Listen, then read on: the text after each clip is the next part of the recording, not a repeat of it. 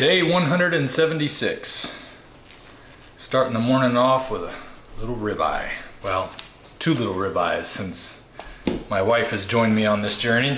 We're on our way down today to talk to a rancher in Dixie, Georgia at Big Mo Cattle. So we're gonna get to the bottom of this grass-fed, grain-fed issue and also look at the benefits of buying local. And I have a few questions to ask him. Is it actually cheaper to buy local? A lot of times when I've gone to meat markets that are locally owned, I find that the prices are far higher. And then it turns out they're not even grass-fed a lot of times. They're just regular old grain-fed beef. And if buying local means I'm getting the same thing I'm getting from the store, why would I want to pay more? Now obviously this should turn out to be a little bit cheaper because the cost of buying a whole steer that's already been cut and hung and slabbed out is going to be $4 a pound. Or buying a half steer at $4.25 a pound. Most all the meat I buy is far more expensive than that. It's going to be hamburger along with ribeye and sirloin and New York strip steak, filet mignon. All of it's going to be mixed in there. So you got to weigh the overall cost of those high-end pieces of meat and also the pieces of meat that aren't quite as choice. Is it actually better for you to have grass-fed? These are some questions that my viewers have asked and questions that I've kind of dismissed because it seems so impossible to find grass-fed, at least when I was going to the store. So we're going to get to the bottom of some of these answers today. And we're going to find out about how these animals are raised and how they're treated so that you can get an idea of, let's say, I know that there's a lot of horror stories about what goes on in meat processing plants. So let's see what it's like in the local ranchers. But also what is happening to the meat. Does it make it actually better for you? I understand that they inject them with things and all kind of questions I have because I was not an expert in this area. But as I start to learn, I want to be able to share these things with you. We're going to talk to Miles Moore at Big Mo Cattle and get to the bottom of some of these things. Big thank you to all my viewers who went to carnivorecrispscom and made their first order using my promo code Dante and getting 10% off your order because they are now officially sponsoring my videos. If you haven't tried them, go there now.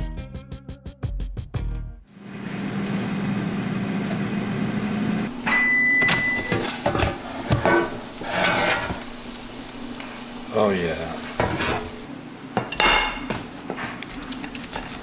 Nice bone here to put in our bone bag. Could chew on that for a little bit too. Had to steal a taste. Love it that my wife wakes up in the morning wanting a nice steak to start her day. So much easier to do this when your family joins you. There we go. Steak. It's what's for breakfast. Here, Bria, you can have one. It's a perfect way to start your day. Sometimes it's hard to believe I ever thought this diet was difficult. I feel my life coming back into me after a good night's rest. As good as this steak is, I can't wait to try out some of that grass-fed beef we're gonna get from Big Mo's. All right, let's get to it.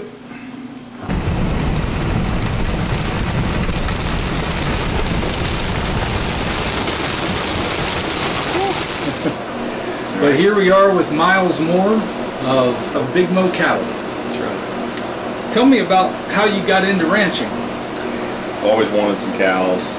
I started raising cattle back in the mid-'80s, and the Lord blessed us with this place. We started coming up here on the weekends, and we started developing the property to raise cattle and to make a family farm. My wife's family has had a bad cancer incidence, and so we decided to be proactive on what she was eating. We have 3 daughters, a son, 10 grandchildren. We just decided we want to be proactive in what they're doing, so we turned the farm organic basically. I started trying to raise grass-fed beef in an effort to help family health. We were already raising cattle, but we were finishing them on grain. And when I learned about grass-fed beef, I said, man, we got to do this. And so that's what started this journey. So the first few cows that I tried to raise on just a grass-only diet, they weren't very good. You know, the kids would eat it and say, well, it tastes pretty good, Dad, but it's really tough. It didn't have the right kind of cows. And I met a guy at a conference that I thought, this guy can really help me learn how to get the right kind of cows. So I hired him as a consultant, he came here, he said, yeah, the first thing I'm going to do is change your cows. He had the mindset that we believed in, that God made these animals perfect. And if we don't mess them up, they're going to be just fine. Yeah. And so we went away from doing, because we used to vaccinate all the cows, we used all the 5-way, 7-way shots, we did all of that stuff, and we decided that we were not going to do any of that anymore. And so there's no vaccinations, there's no wormer used on the cows, there's nothing. What these cows get is just what's pure out there. We do grow forages, but even our fertilizer is fish oil, and we make a lot of compost, so we have compost tea. We also put salt on the land because it brings the bricks up. So just like when you make wine, you take some of the juice and you look through a device that shows you what the bricks is, we can do the same thing with our grass. The higher the bricks is in the grass, the faster the cows finish and the better they finish. One of the misnomers about grass-fed beef and grass-finished beef is that it's a leaner product. Well, you don't want it to be a leaner product. You want it to be a fatter product, because as you've learned with what you're doing, you want that fat. Right. That fat is where you've got tremendous omega-3s and so forth in that animal, and that's what you want to do. You know, the balance of omega-3 to omega-6 in grass-fed is dramatically different than grain-fed. The reality is, about the healthiest protein you can put in your body, of what I've been taught, is probably wild cold water fish.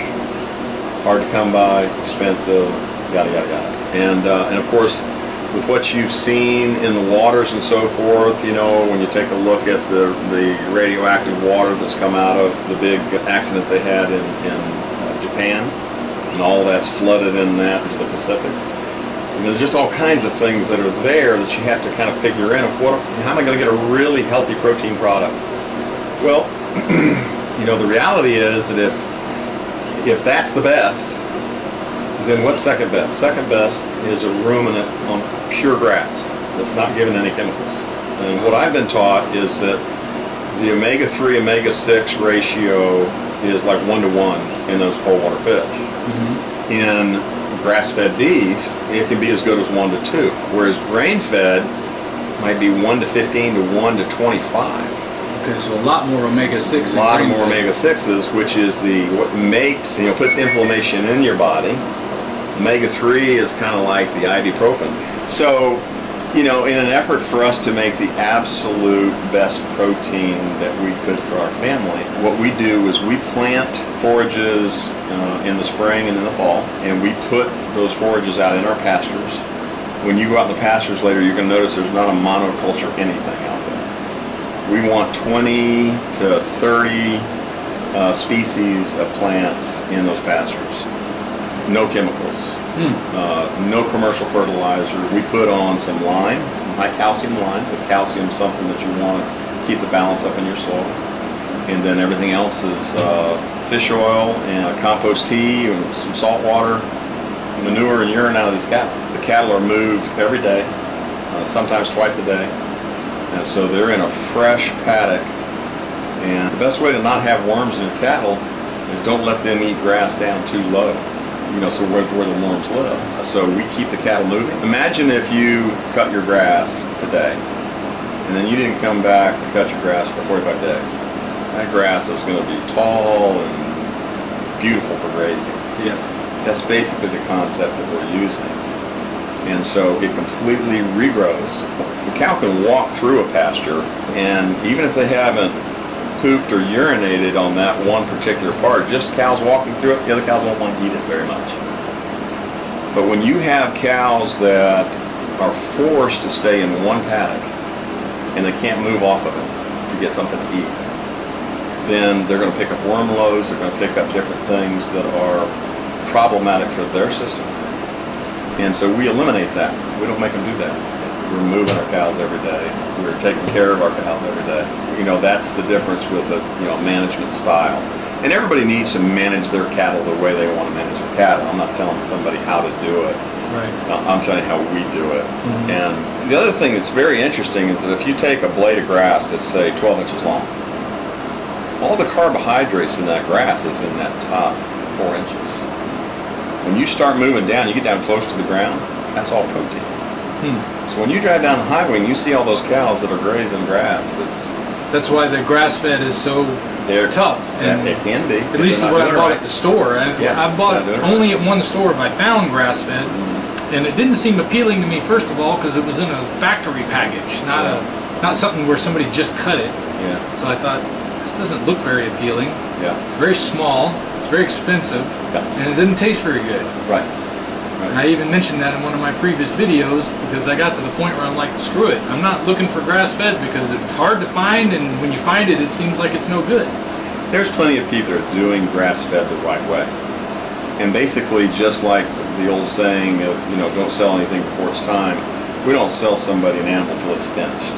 That animal has to be finished. What do I mean by that? That means it's got to be completely rounded on the back. It should be showing fat bones by the tail head. The brisket has to be very full. I'm talking about fat. There needs to be some fat on that animal. And so, you hear people say, yeah, I tried grass-fed. It was, it's real lean, right? Well, no. Good grass-fed is very fatty. It's not lean. If you got the right kind of cattle. If you're going to do grass-fed, you want a cow with a big body. I'll show you some out there. Because the body of that cow has to be a grass factory. Yeah. Well, if you're going to do grain-fed cattle, you're going to feed them grain. You don't have to. They can just throw that starch in there, and they don't really want those big, easy-keeping fat cattle. If you try to take a cow that's made for the grain yard and put it out here, it's not going to finish for you. It's not going to do well. This whole thing led us into Devon cattle. They just do really well in just great grass. You just don't have to give them anything but grass, and they perform very well. George Washington had a large breed of them, so they're a heritage breed, and they're just fabulous to be around and very enjoyable to have as your working stock. There's this sort of a modern thing where cows are made for grain feeding. Well, grain feeding didn't really become the thing until we discovered how to use ammonia nitrate, how to make fertilizer and to grow all this corn. Everything was grass-fed back in the 1800s. You're right that feeding the corn to cattle is relatively new. You've got 100 years of it, but they just found the difference is that you can take an animal and feed him corn, and I can put a steak on your plate a whole lot faster than I can doing it on grass. Everybody on their ranch or their farm, they've got to decide what they're going to raise, how they're going to raise it, where they're going to market it.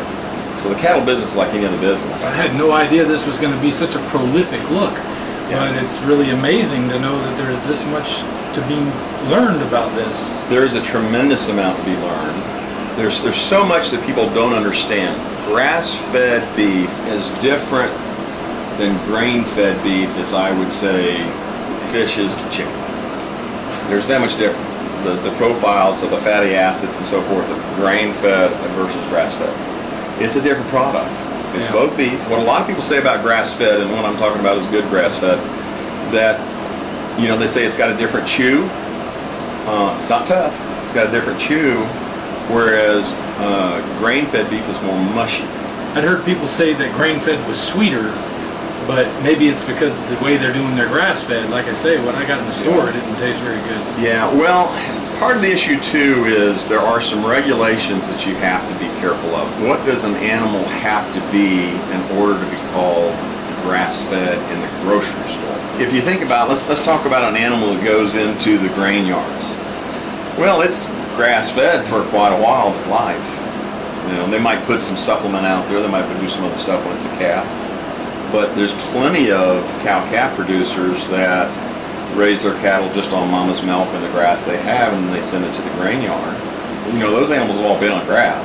But I've seen regulations that are as loose as if it's had 80% of its life on grass, then you can have something grass-fed. Okay. Well, here's the reality. The reality with the research that I've seen, you give a cow grain, and in 30 days, there's not much benefit left to the grass. Now, one of the reasons the stomach lining in a cow was never designed to have grain. It was never designed for that heavy starch. What there is inside that stomach lining is those little vermiculi, or whatever they're called, inside there, and it helps absorb the nutrients out of the grass. as soon as you put that hot starch in that cow's stomach, it becomes as smooth as your palm. And it never grows those back. It's not pulling nutrients out either. It's not pulling nutrients. So once that animal's had some grain, it's probably going to need to have more grain to really do well. So you don't want to give grain to these animals, is what I've been taught. And that's the normal process for a lot of places that do grass-fed, is they send them to a grain yard just prior to slaughter, is that? Yeah. Okay. So the grain yards, let's think about the guys that are in the grain yard. You know, what's their job? Their job is to get those animals in there, get them fat, and try to get them out the door and market those animals as quickly as they can, or be able to hold on to them for a period of time so that they can sell them at a little better place. You know, there's a lot of upheaval with the packers these days and all that's going on, and the monopoly of the packers. But those guys, you know, they've got a job to do, and they try to do the job the best way they can. But why do they give them hormone shots? The reason they give them those growth hormones is because it makes them money. Makes them bigger. Makes them bigger. The weight is what they sell them for, right? They're selling on weight. So once you give those animals, you know, I had a buddy of mine that worked in a feed yard for a while, and he said they gave a hormone shot every week. And that's what you get in your body when you eat that. Let's remember that fat is where all the toxicity is. That fat is what stores the toxicity. It's what stores, you know, when you pour the wormer on their back, when you do all that, it's stored in their fat. And so that's a concentration point for all this.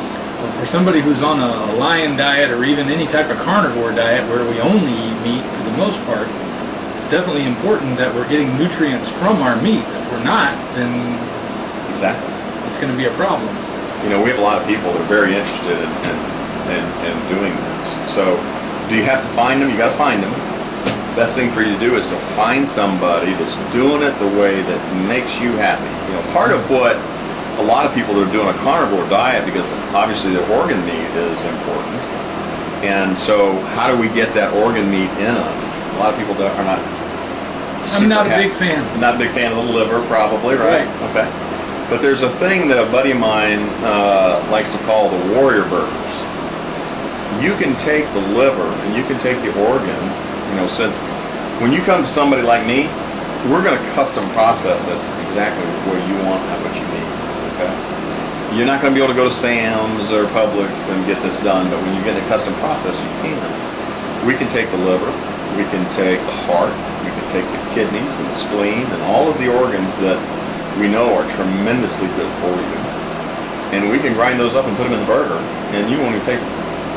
And so you make yourself a nice big patty burger, that burger, because the burger's got the full fat in it. And obviously in grass-fed beef, you want to eat all that fat. You want to eat all the gristle, the fat, eat it all, eat it all. It's all good for you. And so there was bones too. Yeah, everything. Oh man, take those bones and cut them in half and roast that marrow and enjoy that. You eat the marrow out of bones? I've done bone broth. I haven't made my own yet, but I'm looking forward. I got some saving up right now to try that. Yeah, we're going to get a pressure cooker and try that out. But well, you can take, when you get an animal processed, you can have them take those femur bones and stuff and slice them in half. You can take those things and you can roast them in the oven, and then that stuff is like eating beefy flavored butter. It's absolutely sounds delicious. Good. It is delicious. Really, and it's super nutrient dense. Oh, super nutrient. Part of the benefit of getting an animal from somebody like me that's doing it and custom processing it is that you get to pick the way you want it. So what you want to do is have it cut the way you eat. You know, and then cut up the steaks. You know how thick you like your steaks.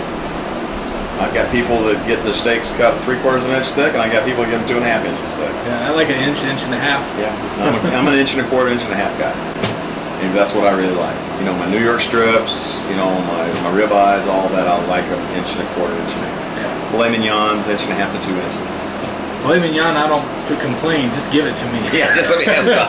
Just let me have some. Like a chuck roast, I gotta be honest with you, I love a good chuck roast. I just think of them right now as an inexpensive option to not be spending so much on steak. Oh man, they're so good. I guess they call it roast because that's typically how it's cooked. That's how it's cooked. You know, typically your roasts are braised. You know, they're slower cooked because they are a tougher cut of meat. But you know, there's so many parts of a cow that can be eaten that we as Americans don't necessarily eat, but it's all good. You know, like a tongue is absolutely delicious. Absolutely delicious. It's one of the tenderest, most wonderful tasting pieces of meat out of a cow you ever had. You know, but yeah, I've eaten barbacoa, but most of the time I'm thinking about what it is, and yeah, it tastes good, but it's just I guess it's just the American in me, you know, being raised to eat hamburgers and steaks. You know, oxtail, it's absolutely delicious. That's what I've heard. Oh, it's very good. I eat it all the time. You know, part of what we all need in our diet is that collagen. And so the collagen in the different joints of these animals is tremendous. It's good for your joints and your skin. Exactly. It's really good for us. And when the steer is ready, I let them know. We take it to processor. The processor makes it into a hanging half a beef on the rail. And then it's dry aged for 3 weeks. And then you give them a cut order on how you want to cut up. So you say, hey, I want my ribeyes 1.25 inches thick, and I want 2 per pound. That's the way it's going to go. Well, I definitely want to get to how people can find your place, because I'm just considering myself blessed that I went to usabeef.org and just picked the one that was closest to me, and it happened to be yours. And I'm right. But I'll tell you a little secret with steaks and roasts and stuff. Take them out of the freezer a week, 2 weeks, 3 weeks before you want to eat them. Put them in the back of your refrigerator. Okay. You're aging that beef more. You're what's called wet aging. There's an awful lot of places, you know, fancy steakhouses and all the rest.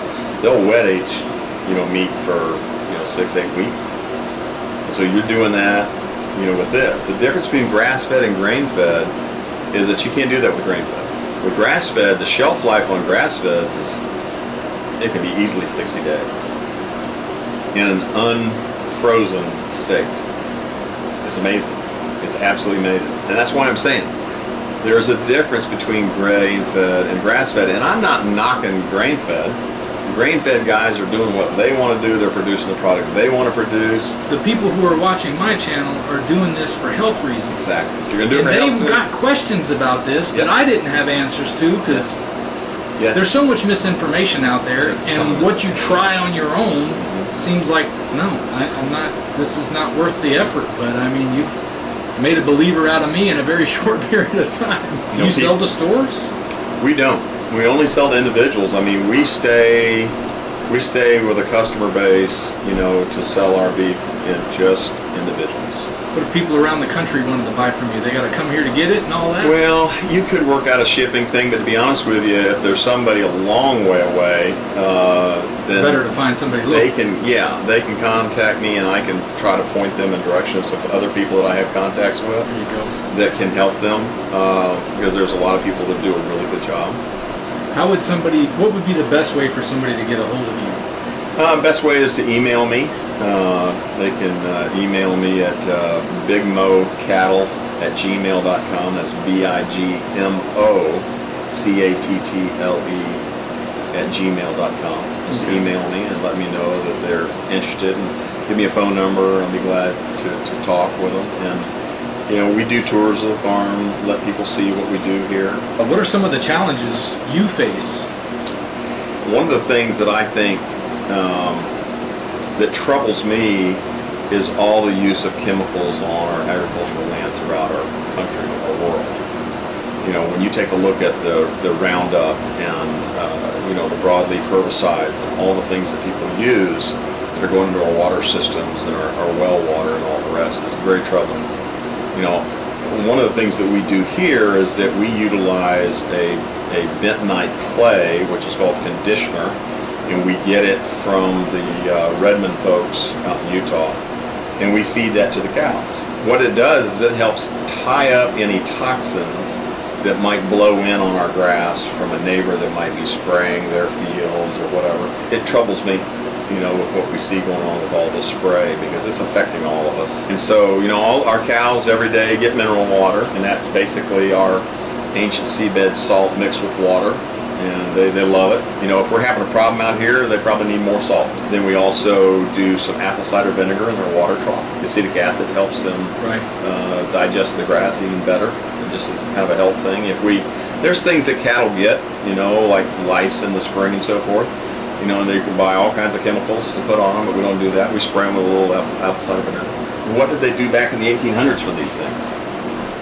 apple cider vinegar. They didn't have nobody was making any of these chemicals to put on their cattle. Well, this is all great information. I want to take a look at some of the things you're telling me about, and I'll have some other questions for you there. Sure. So we'll go ahead and move on to that.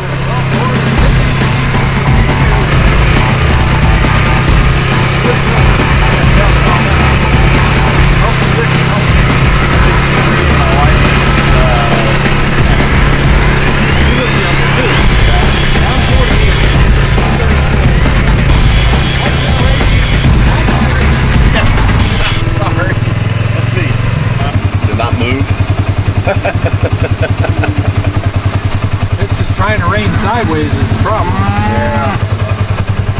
So you see the fat on the back of it? Yes. That's what they do. They just get fat. They get fat just on grass. And that's what true grass-fed animals are all about. They get fat just on grass. And you can look at the difference phenotypically with a Jersey. How you doing? Jersey girl. You can see that thymus gland on there. That means that her gland system is well. She's a happy cow. Now, there, see the little lines that go on the side of her right there?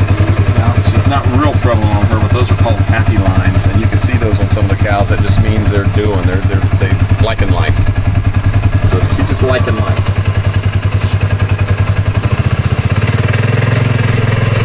Try to keep it dry, but record everything. Come on. There you go. Boy, this is how they just run right for it. They're like, yep, it's time to go over here. Hey.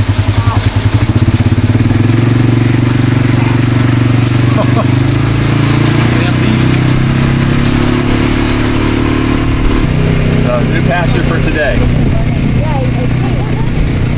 So we like to move them in the evenings because the sugars are up in the grass in the evenings.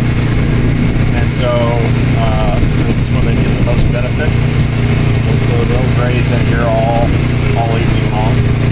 And then we'll move them again tomorrow.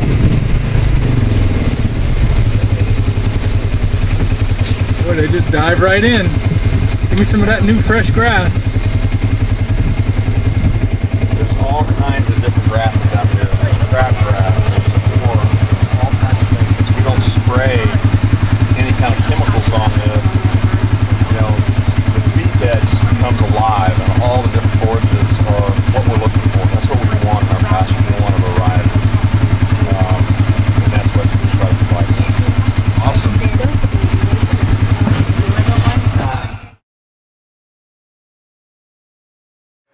You ever heard of Sean? Have you heard of Sean Baker? Probably. Yeah. Yeah.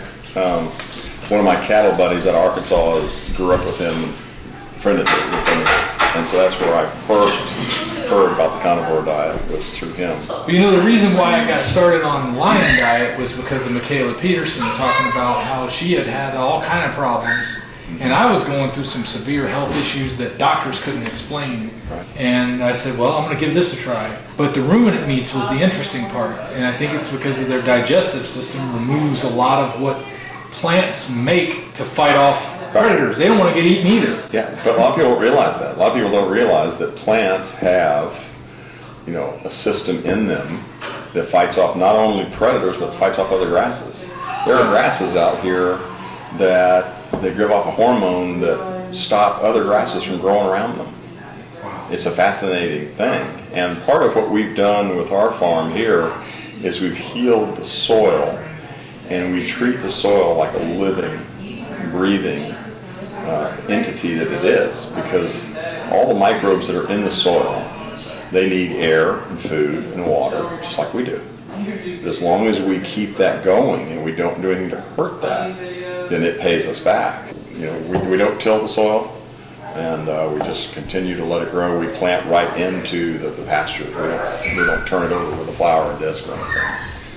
So keeping armor on the soil is a very, very interesting, it's done by NASA, and it shows in this video presentation the heat of the land, and it starts in January and goes all the way through to December. And so you think, well, when is the land going to heat up? Well, you think it's during the middle of the summers when the land would be the hottest. Right. It's not. When the land heats up is when they till the soil, and then when they harvest. The land's pretty cool when it's got everything planted on it.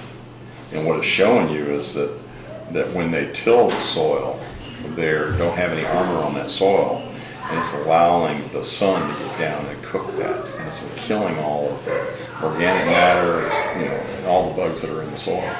And so then, nature has to regrow all those. And so, for those who are really interested in being healthy and living a healthier lifestyle and getting closer to nature, that this type of farming is definitely the answer for a lot of these problems that we see, and nobody's being told this. There's an awful lot of cow management practices that people have been doing for 30, 40 years because that's the way their grandfather did it. Right. And they just feel like they have to do it, and they don't. They just don't. And a typical scenario when a rancher worms their cattle, they see a cow that's wormy and they worm them all. Yeah. Well, there's only one that was wormy. What'd you worm them all for? Well, they just give all those cows all that chemical. Well, what happens is when you give the cows a wormer, that wormer is in the manure. And when the manure is there, you're killing all your dung beetles. And then that takes all that dung back into your soil. It's killing the soil life that you've got around those cow patties.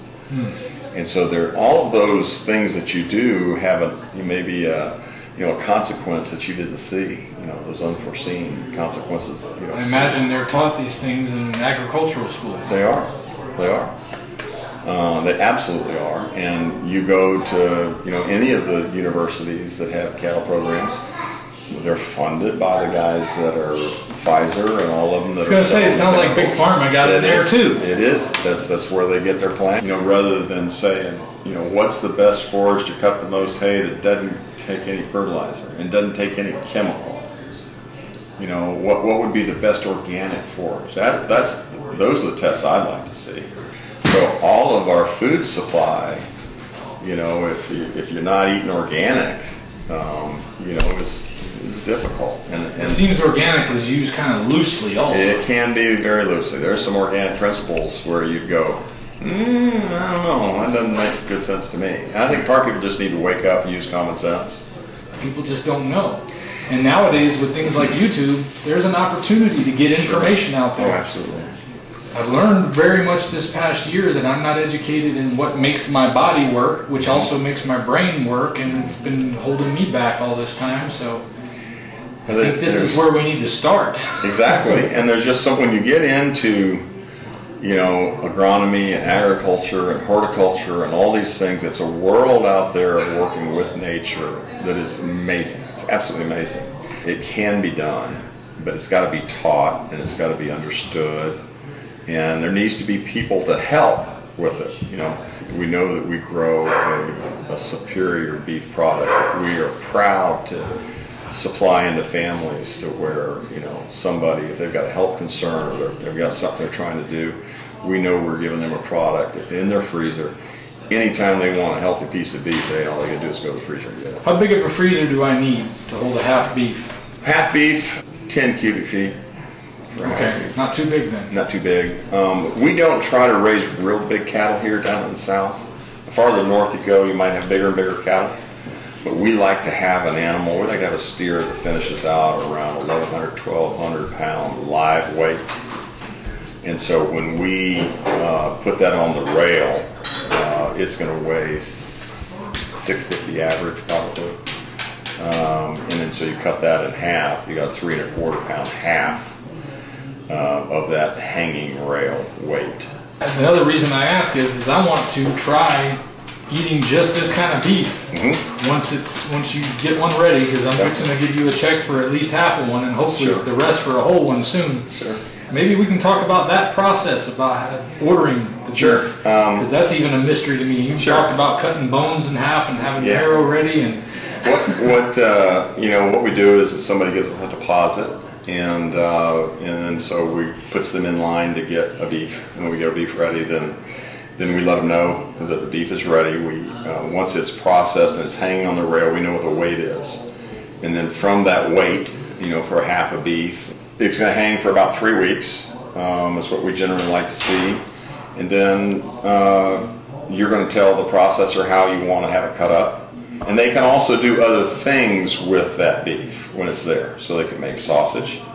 They can cube the round to make cube steak if you like that. You know, there's other things you can do. The butcher can talk you through all that. Okay. So what I like to do for us is that we pull the rib steaks out, and we have New York strips, and then we have filet mignons, and then we have sirloins. But when I do $4 or $4.25 a pound, depending on how much I get, that's including all the packing. No, then you got to pay the butcher. Okay. The butcher is going to be 80 cents to $1, depending on what you have him do. But that you're paying him to do, so it's $4 1/4 to the farm for the hanging half, okay? And then you're going to pay the butcher for what you have to do. So it's going to have the kill fee, and it's going to have the butchering costs and the cryovacking and all that. And like I say, it's normally just under $1. As long as you don't have to make sausage and do other things. Part of what I like to see people do is to make the hamburger, you know, kind of full fat. You know, I want to see a good fat ratio because I know when I put that burger on the grill, it's going to be delicious. You know? So I want all that fat, and the grass-fed beef, that fat is so good for you that you want all that fat. You know, I even have people that buy a whole cow from us, and they grind it all in the burger, the whole thing, the steaks and everything, and they feed it to the dogs.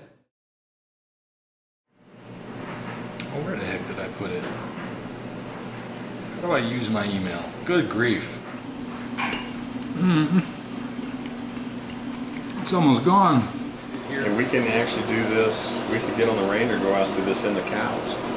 Yeah, and we can, but it's just, whatever you want to do. as long as it's not raining, it'd probably be easier. We don't have an umbrella. Unfortunately, we're in a driving rainstorm. We're out there, but it kind of,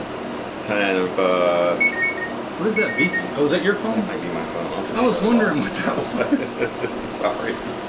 I thought it was the camera for a minute there. No.